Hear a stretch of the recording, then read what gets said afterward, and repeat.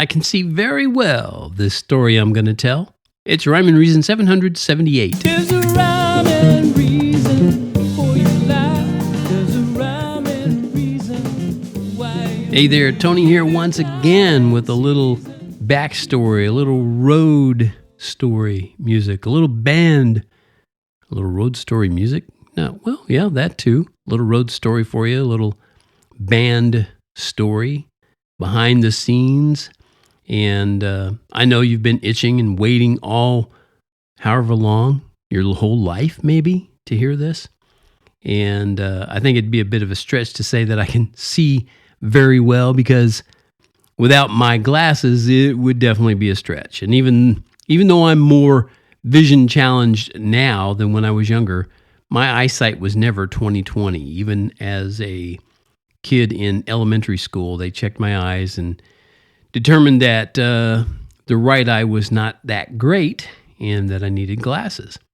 So even as a kid, I wore glasses. Not as a little kid. I didn't get them until I was actually in junior high. But thankfully, I can see very well with my cool round specs. Yes, I can.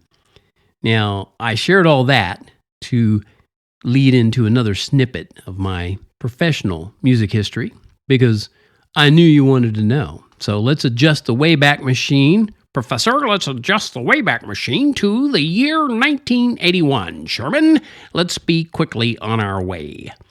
And notice just down there, okay, to the right, a well-known restaurant and live music establishment. It's in Houston, Texas. Can you see it? There it comes. We're getting closer now. We're going to come in for a landing at a place called the Railhead. Let's go inside and check out the act, okay? It's a 4-piece variety band called Moonstone and Greenlee. Yeah, I know that's only 3 names, but trust me, it's a 4-piece band, and I ought to know, because I was the 4th member. Yep, that's me. See, look over there in the back on those white drums, keeping the beat and singing every now and then.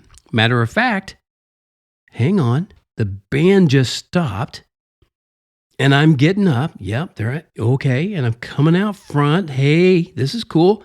The rhythm guitar player, Glenn Stone, he's playing a recognizable song. What is that? Look, I've got a microphone in my hand, and listen close. There I'm starting to sing. I can see very well. There's a boat on a reef with a broken back, and I can see it very well. There's a joke, and I know it very well. It's one of those that I told you long ago. Take my word, I'm a madman, don't you know? Even if you don't recognize those lyrics. The crowd sure did that night. Look at them. They just started clapping the minute I started singing. Yeah, it was Madman Across the Water by Elton John and Bernie Taupin. Yep, Glenn and I did an entirely unplugged, what they call it now, unplugged acoustic version of the song. Did I say a version? No, it was an acoustic version of the song. It was just him on the guitar, me vocalizing, and when we finished, a couple of hundred people stood up and cheered. It was a big place. It was filled, and they all stood up and cheered. And that surprised me big time, because I was just the new guy in the band. You know, the other guys, they were established. They were established performers in Houston and in Atlanta, Georgia. They had big followings in both cities, and I was just the new guy. They started out, they were a trio of guitars and bass, but they needed a drummer to, make it a real band. And we all knew each other from our paths crossing in different venues around Houston. So when they heard my duo with my brother had actually split up, they invited me to join them. And it was really something. Those fans of theirs gave me a very warm welcome in each place that we played, where I hadn't played with them before. We'd go into a new venue. Their fans in that area would see them, and they'd say, "Hey, you guys have a drummer."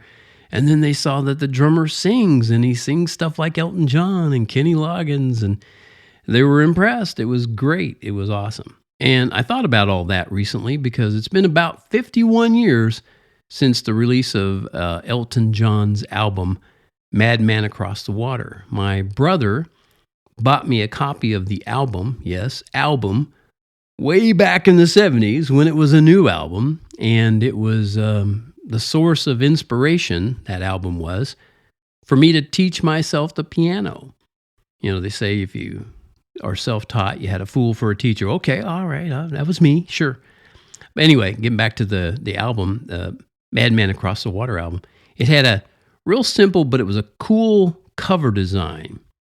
And I just found out that the embroidery, because it's a close-up of some embroidery that was featured on the cover, it was created in a 2-week span by a woman named Janice Larkham. She was the wife of the album art director, David Larkham.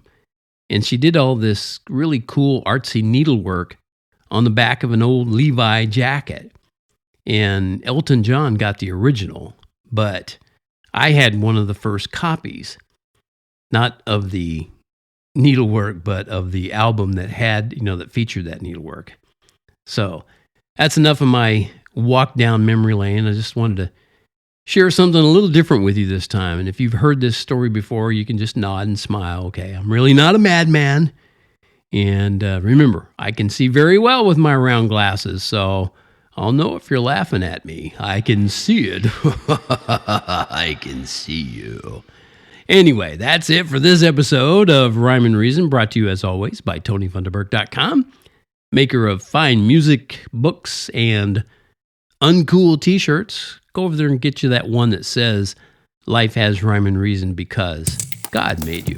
There's a rhyme and reason for your life. There's a rhyme and reason why you're here. Give your time and season to the one